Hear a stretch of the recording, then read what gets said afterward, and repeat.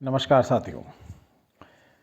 आज हम फिर वो बात करेंगे कि अतिरिक्त मूल्य के सिद्धांत के बारे में कार्ल मार्क्स ने क्या कहा था, और फिर उसके ये देखेंगे कि आखिर कार्ल मार्क्स के इस सिद्धांत के बारे में क्या कमियां हैं। तो अतिरिक्त आपको याद दिलाऊं कि अतिरिक्त मूल्य का सिद्धांत वो मशीन था, एक तरह से वो प्रक्रिया थी जिसके मार्फत से कार्ल मार्क्स कहता है कि पूंजीपति लोग सर्वहारा वर्ग यानी श्रमिकों का शोषण करते हैं। ये हम जानते हैं। और इसका मूल विचार जो था कार्ल मार्क्स ने वो लिया अर्थशास्त्री डेविड रिकार्डो से। डेविड रिकार्डो से इसलिए लिया कि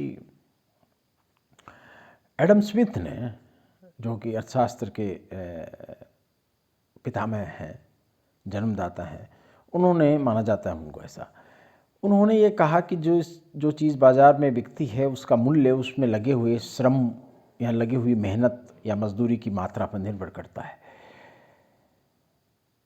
तो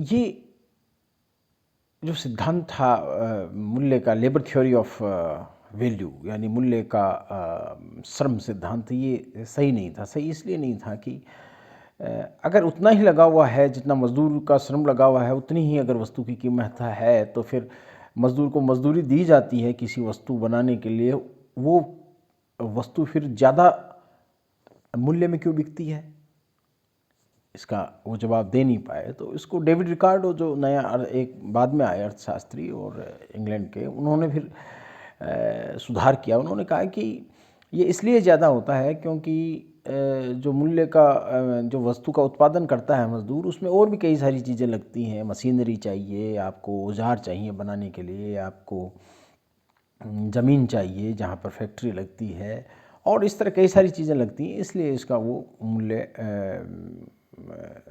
ज़्यादा होता है और वो सही नहीं हो सकता। लेकिन कार्ल मार्क्स इससे भी संतुष्ट नहीं थे। कार्ल मार्क्स का ये कहना था कि अगर कार्ल मार्क्स के सामने कुछ प्रश्न थे। पहला प्रश्न उनके सामने ये था कि अगर लेबर बिकता है तो लेबर भी एक वस्तु माना जाना चाहिए बाजार में, जैसे और चीज़ें बिकती हैं। लेबर अलग क्यों है, और अगर ऐसा है तो लेबर की क्या विशेषताएं हैं। कार्ल मार्क्स ने ये सोचा। तो कार्ल मार्क्स इस नतीजे पर पहुँचे, उन्होंने जो लेखन किया वो इस नतीजे पर पहुँचे कि श्रम बाजार में तो बिकता है, लेकिन ये अलग है, ये कुछ अलग चीज़ है, अन्य वस्तुओं की तरह नहीं है। क्योंकि अलग इसलिए है, उन्होंने कहा कि लेबर की दो विशेषताएं होती हैं। एक विशेषता तो यूनिवर्सल विशेषता होती है, सार्वभौमिक विशेषता होती है कि लेबर का मतलब, श्रम का मतलब मजदूरी, शारीरिक श्रम करना होगा, और श्रम करने से ही उसके बदले उसको एक निश्चित श्रम का मूल्य दिया जाएगा या मजदूरी दी जाएगी। ये तो यूनिवर्सल वैल्यू है, जिसको सार्वभौमिक विशेषता कहते हैं। एक दूसरी उन्होंने विशेषता बताई, वो कहा कि मजदूर यानी श्रम या श्रमिक की एक विशेषता और होती है, वो है ऐतिहासिक विशेषता। ऐतिहासिक विशेषता का मतलब उनका ये था कि दुनिया के सारे श्रमिक हैं या श्रम है, वो एक जैसा नहीं है। उसकी कुछ ऐतिहासिक पृष्ठभूमि होती है, और ऐतिहासिक, सामाजिक, सांस्कृतिक, राजनीतिक बैकग्राउंड होता है, पृष्ठभूमि होती है, और उनसे वो प्रभावित होता है। और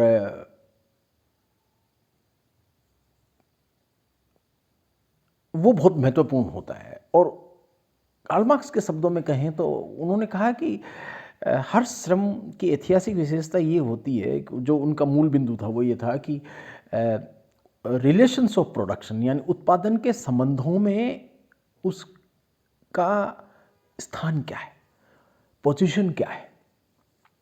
ये एक महत्वपूर्ण बात उन्होंने कही। तो उन्होंने कहा कि चूंकि ये विशेषताएं होती हैं, इसलिए ये वस्तुओं के बाजार में बिकने वाली वस्तुओं से अलग है। हालांकि श्रम भी बाजार में बिकता है। तो ये उन्होंने अपने उस उत्सुकता थी कि श्रम अलग क्यों है, उसका उन्होंने ये विवरण दिया। दूसरा उनकी ये सबसे बड़ी एक प्रश्न और था, वो ये था कि